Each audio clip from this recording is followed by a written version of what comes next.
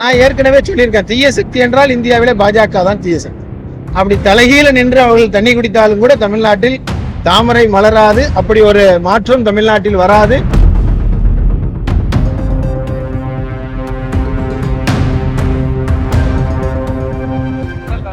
கட்சிகள்லாம் எங்களோட வரலாம்னு சொல்லி விஜய் அறிவிச்சிருக்காரு. விஜய் ஒருவேளை அழைத்தால் எஸ்டிபிஐ விஜயோட போட்டியிட எதுவாக இருந்தாலுமே எல்லாவற்றையும் உள்வாங்குகிறோம். எங்களை பொறுத்தவரை அந்த பொதுக்குழு தான் அதற்கான அதிகாரம். இதுவரைக்கும் நாங்கள் எல்லா தேர்தலையும் பொதுக்குழுல தான் முடிவெடுக்கிறோம். அந்த வகையில பொதுக்குழுல ஒரு நல்ல முடிவை இது போன்ற எல்லா விஷயங்களையும் கருத்தில் கொண்டு எஸ்டிபி முடிவெடுக்கும். திமுக வந்து விஜய் தீய சக்தி. நான் ஏற்கனவே சொல்லியிருக்கேன், தீய சக்தி என்றால் இந்தியாவிலே பாஜக தான் தீய சக்தி. பீகார் போல வந்து தமிழ்நாட்டிலையும் வெற்றி ஒரு பொழுது நடக்காது. அப்படி தலைகீழ நின்று அவர்கள் தண்ணி குடித்தாலும் கூட தமிழ்நாட்டில் தாமரை மலராது. அப்படி ஒரு மாற்றம் தமிழ்நாட்டில் வராது. தமிழ்நாட்டில் இருக்கிற 7.5 கோடி தமிழர்களும் அவர்கள் அறிவாளிகளாக இருக்கிறார்கள். இங்கே வந்து அந்த சமூக நீதியை நிலைநிறுத்துகிற ஒரு சிந்தனை இந்த மக்களிடத்தில் இருக்கிறது. எனவே ஒரு பொழுதும் அந்த மாற்றம் பீகாரோ குஜராத்தோ எதுவாக இருந்தாலும் தமிழ்நாடு தான் அதை நிரூபிக்கும். இல்லாதான் சீட்டு கேட்பதல்ல. எஸ்டிபியை பொறுத்தவரை எல்லா பிரதிநிதித்துவத்தையும் நாங்கள் பெண்களுக்கு மகளிருக்கு நாங்கள் தொடர்ந்து வழங்கி கொண்டிருக்கிறோம். 2021 சட்டமன்ற தேர்தலில் கூட 6 இடத்தில் போட்டியிட்டோம். ஒரு இடத்தில் எங்களது சகோதரியை அங்கே நாங்கள் நிறுத்தியிருந்தோம். அது மாதிரி பெண்களுக்கு மட்டுமல்லாது எங்களுடைய மொத்த கட்சியினுடைய கட்டமைப்பிற்கும் முழுமையான பிரதிநிதித்துவம் அளிக்கிற வகையில் எங்களது தேர்தல் நிலைப்பாடு ஆகும்.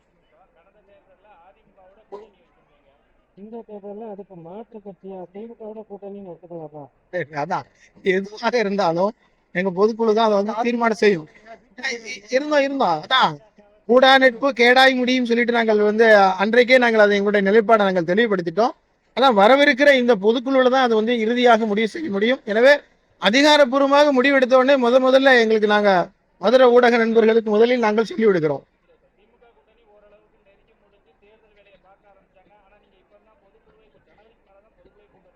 ஆமா, தேர்தல் அறிவிக்கிற அந்த சமயத்தில் தானே, அதாவது தேர்தலுடைய முடிவெடுப்பதற்காக நடத்தப்படுகிற பொதுக்குழு, எங்களுடைய நிர்வாகிகளை தேர்ந்தெடுப்பதற்காக. எனவே அந்த அந்த அந்த சூழல்கள் எல்லாவற்றையும் உள்வாங்கி கொண்டு அலசி ஆராய்ந்து தமிழ்நாட்டிற்கு அதுபோல கட்சிக்கு நன்மை பயக்கிற விதத்திலான முடிவை நாங்கள்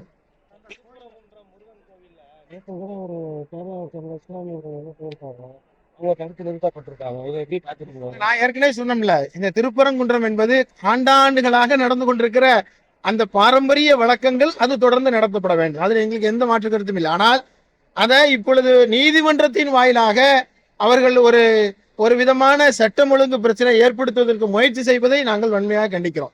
எனவே இந்த விஷயத்துல கடந்த தீபத்தினுடைய விஷயத்துல தமிழக அரசுடைய நடவடிக்கை பாராட்டத்தக்க நடவடிக்கை.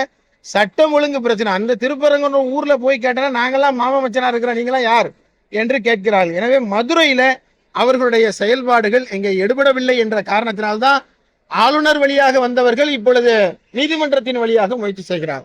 எனவே எப்படி வந்தாலும் மதுரை மண் என்பது மத நல்லிணக்க மண். அதை பாதுகாக்க வேண்டிய பொறுப்பு அரசுக்கு மட்டுமல்ல ஒவ்வொரு தமிழர்களுக்கும் இருக்கிறது. எனவே அதுல யார் சட்டம் ஒழுங்கை அதை வந்து கெடுக்கிற வகையில் நடந்தாலும் அதை வந்து கடுமையான முறையில தமிழக அரசு வந்து அதற்கான நடவடிக்கை